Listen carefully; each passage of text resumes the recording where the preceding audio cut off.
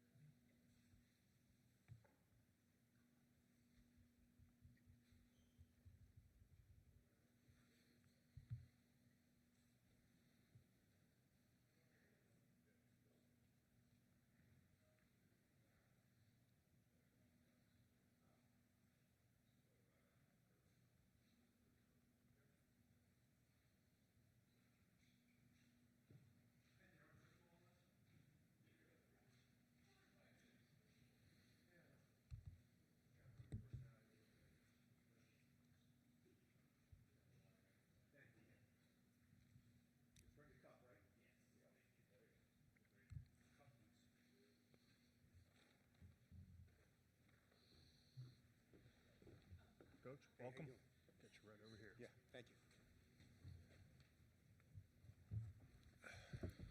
All right, everyone, we're joined by Maryland head coach Kevin Willard. Coach, welcome to San Francisco. Thank you. We'll start off with an opening statement from you. Yeah, excited, extremely excited to be here. Been a good couple days in San Francisco. Glad we didn't have to travel back to Maryland and travel back out. So staying out here, I think it's been a lot of fun being with the guys and kind of touring San Francisco a little bit and seeing some sights. Okay, we'll open it up to questions for the room. Middle, second row. Hey, Kevin, Gene Wong, Washington Post. Right after Derek hits that shot, he gives a shout out to Baltimore. I just wanted to get your thoughts on why you think he felt compelled to mention his hometown and how important that is to him. You know, the more time you spend in Baltimore, you know, it gets a really bad rap sometimes, and it's a phenomenal city with great people that really love where they come from. They love their sports. So I think, you know, and Derek said it, it's not easy getting out of Baltimore. So when you see someone coming out of Baltimore having the success that he has had, Baltimore kids take a lot of pride in where they come from, as they should, because it's a great city with great people. And the relationship between him and Drew, another Baltimore guy, just how has that grown and developed, and just how's Drew kind of taken him under his wing a little bit? Yeah, I mean, Drew's been a big brother all year, you know, and I think on the court he's helped Derek develop tremendously with physicality, getting used to it in the Big Ten. And I think Derek, conversely, has been a great little brother because he's always joking around, he's always smiling. I think it's really helped Drew enjoy his senior year and really relax.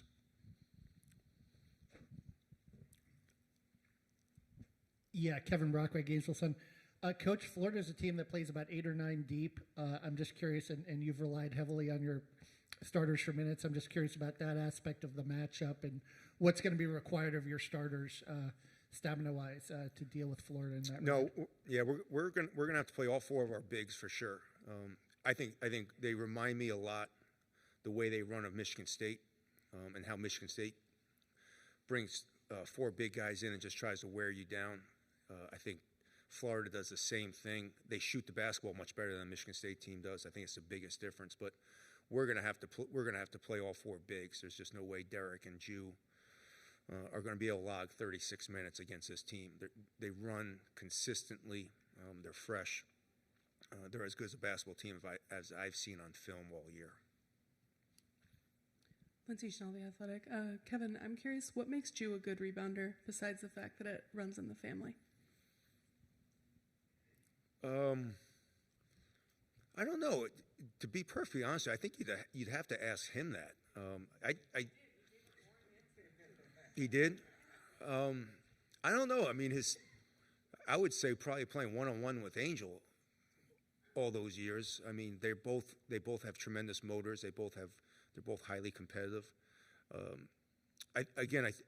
Jew is really strong, and I think being a big guy, especially going through AAU now in high school basketball, the only way you really get to basketball is if you set a pick and roll or if you get a rebound. And for me, he's always had a good feel for where the ball is going to go. I think that'd be the sexy answer. Is he has a really good feel for where shots are going to miss. Like, he just doesn't run to the same spot every time. He kind of understands who's shooting it, where it's going. Like, Rodney shoots it a little flatter than Kobe. Kobe's misses are a little bit bouncier. Rod's are a little bit harder. He kind of understands that a little bit. Hey, Coach. Sam Jane, Inside Maryland Sports. I wanted to ask, Florida's obviously one of the best offensive rebounding teams in the country, particularly their guards, and that's something you've mentioned has kind of been a struggle the past couple of games. How do you expect to kind of combat them on the glass? Yeah, we're not going to switch as much nearly as we have. The switching has really – I went back and watched our last three games. The switching has really hurt us tremendously, and I think we're going to try to switch a whole lot less than we have. They remind me of Illinois in the fact that Illinois rebounds from the guard spot tremendously, big guards. So try to switch and just really make it a factor. I think they score something crazy, like 32% of their points come off offensive rebounds. I've never seen anything like that in my life. It is an unbelievable stat. So as good as they are as they shoot it, as good as they are in transition, you get a stop and then they punish you on the offensive glass. And I think that's why they're so good and they've had so much success, is that they beat you so many different ways. Front row. I can hear you. Okay, Christian Babcock with the Bay Area News Group. What is your recollection of how the whole Crab 5 thing got started, and what do you think of how that's kind of taken off? The guy that runs our collective actually called me and said, have you seen this Crab 5 thing? And I hadn't seen it. I'm not much on social media anymore. So when I kind of he trademarked it right away. And made the T-shirts, and it was obviously they just got those guys are going to be paid. They just got paid the royalties from the T-shirts. I think a student started it, and it just took over. And I think it was really cool. I don't know how it started. I don't know who started it, but I'm glad that these guys are making some money off it because it's really cool.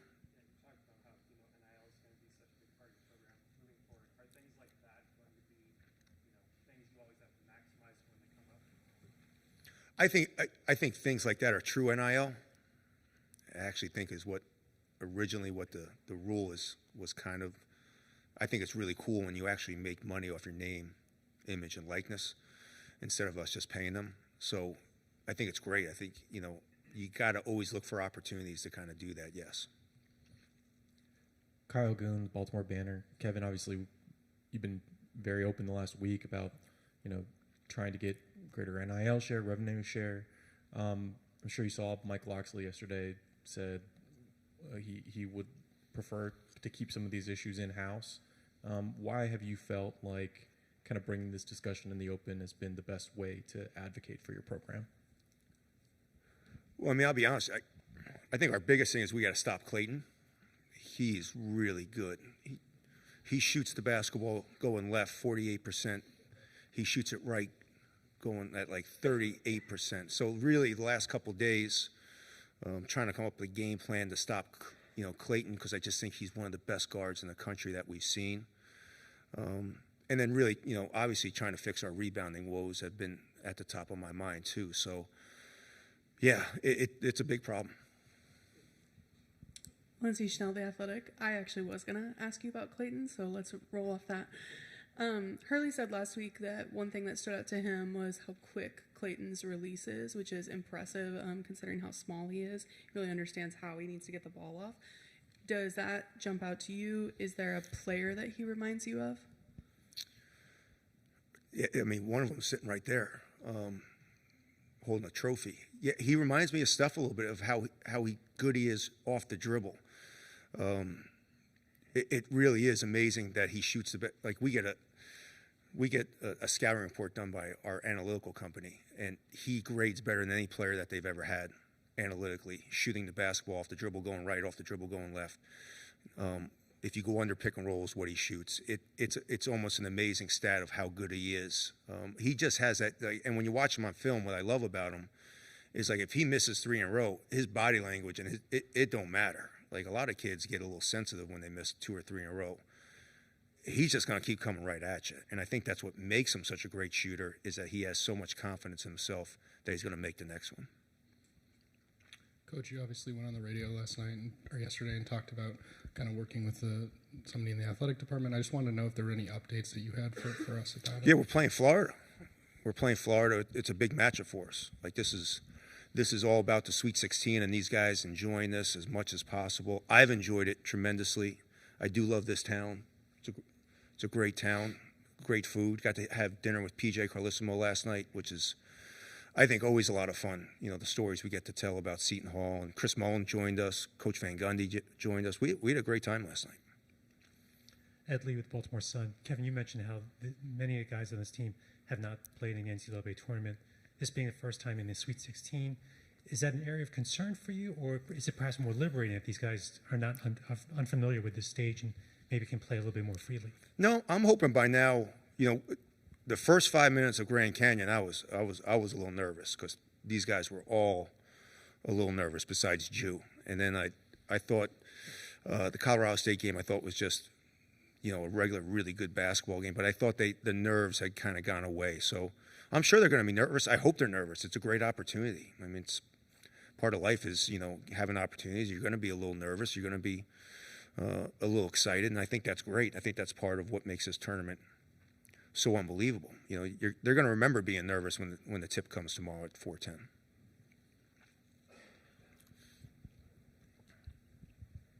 Hey, Kevin. Jonas Schaefer, Baltimore Banner. I think you've talked about the analytics company or the analytics guy.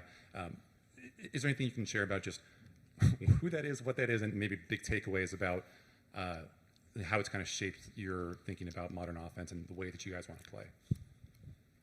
I don't think I can comment on the company, but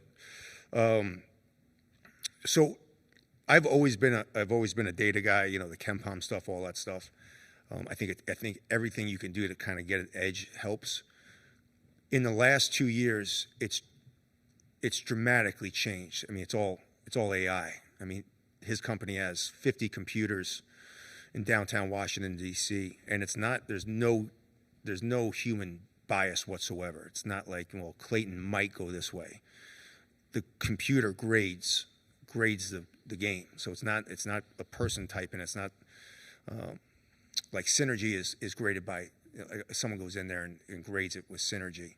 This is all done by AI, and so when you get these reports, and we get the reports on the portal, kids, it's amazing how accurate they are. So I go and watch film on Clayton, and I grade it myself, and I have all my notes, and then I go back and I get his reports, and they're so spot on, it's scary, and so it's gotten so advanced that if you don't use it, I think you're falling behind.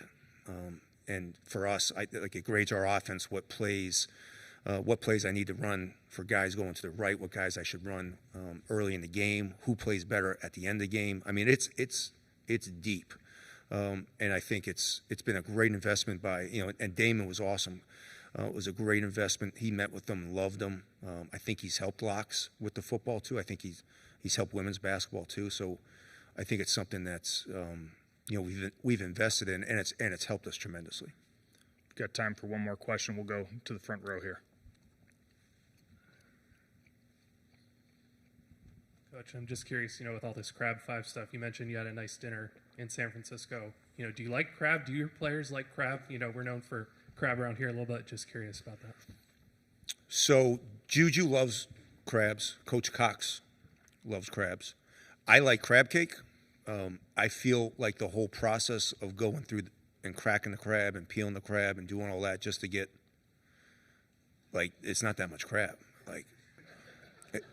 It's a lot of work. I mean, no one's ever done it. I mean, it's really cool to have a couple beers with friends and, do it down by the harbor. It's really good, but I'd prefer someone just make me a nice crab cake, and I love crab cake. So, yeah, you're into this Crab 5. I like it. I love it. I think it's awesome. I'm glad someone's concentrating on the game and the team. Have a good one, everybody. Thank you, Coach. Thank you. All right, everyone, we'll be joined by Selton Miguel and Jacoby Gillespie from Maryland momentarily.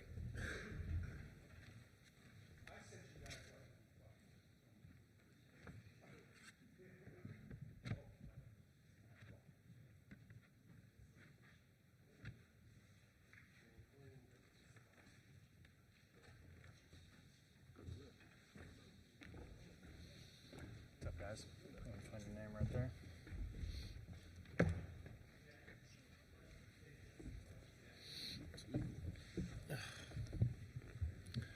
All right, everyone, we're joined by Selton Miguel and Jacoby Gillespie here. We'll open it up to questions for the two of them.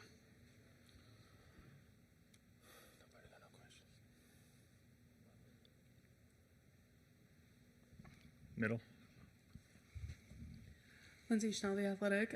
I was just asking Coach, what does he think makes Ju such a good rebounder, besides the fact that runs in his family, obviously, with Angel?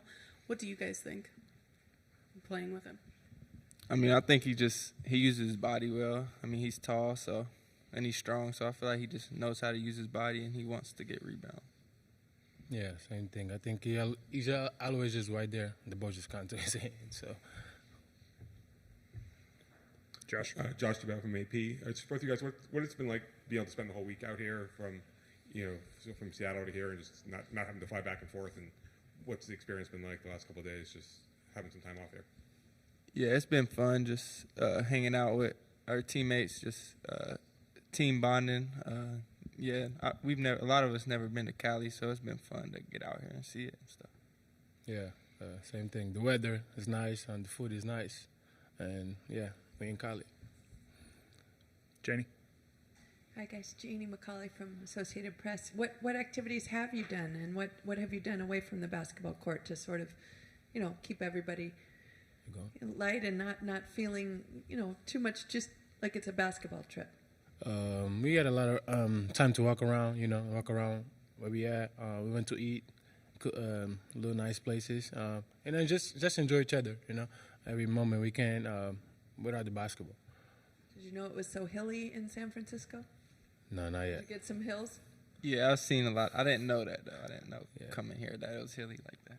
And you guys, in this tournament in general, do you feel like there's, it's sort of anybody's run to make, because there's maybe not a Cinderella team, there's maybe not a team that, will win it for sure? Is that just this time of year? Oh, yeah, I think so. All the 16 teams are good enough to win it all, so anything can happen at this point. Front row. I guess Christian Babcock with the Bay Area News Group. I was curious, this Crab 5 thing has kind of gone national now. What is it, like to, have your own brand, kind of have your own nickname that it seems like is going to stand the test of time, like the Fab 5 and like all those other great teams that made a run in this tournament? Yeah, I mean, it's cool to be mentioned with the Fab 5, and they kind of made us like the Crab 5. It's cool, but I mean, we have a whole team, so I feel like, it's cool to everybody's saying it, but I feel like we also have a whole team. Yeah, same thing. Yeah, it's pretty cool. But at the same time, we got like 15 guys, 13 guys, yeah. So should be like the crowd 15. But yeah, we embrace it. We happy for it, and yeah, it's been fun.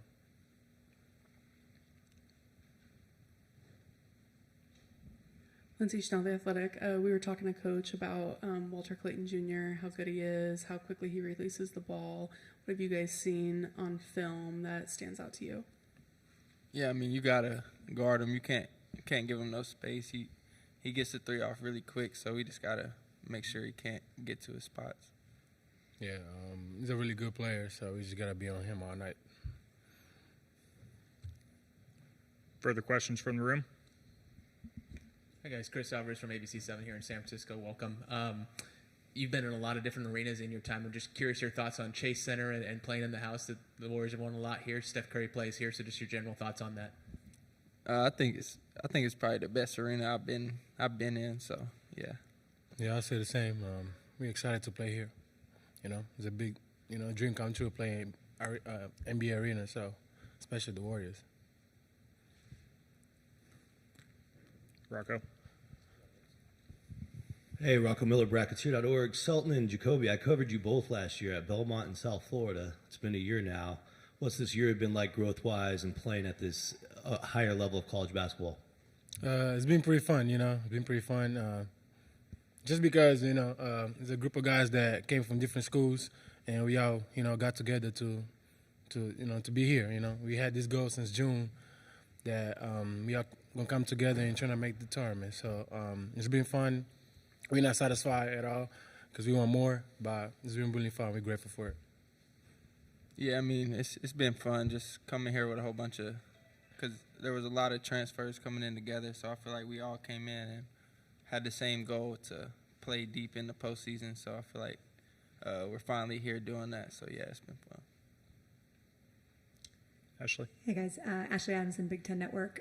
I think when even a freshman as talented as Derek Queen, you never quite know how they might show up when the stage gets to the NCAA tournament and the lights are brighter. What have you seen from him in the postseason, and what has he brought to the locker room, his personality? I'll say in the core, he's being as consistent as I feel like as any top freshman in the country. He never high, never low. He always the same. Even off the court, he's a really good kid to be around. He's fun to be around. But yeah, he's just Derek. We're gonna give for him whatever we get in the court. We're gonna give for him outside the court. So he don't change. Yeah, I feel like he's just like a really confident player. He's not gonna shy away from any big time moment. So. Further questions from the room? Any questions from our Zoom group? Okay, guys. Thank you. Best of luck this week. Yes, sir.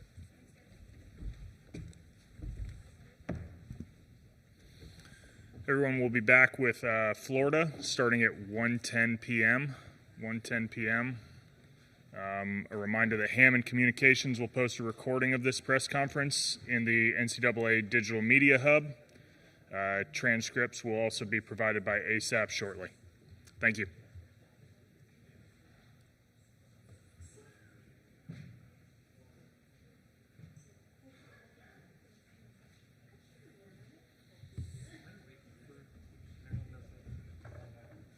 With what he, they had it. Yeah, they had I'll try to get his.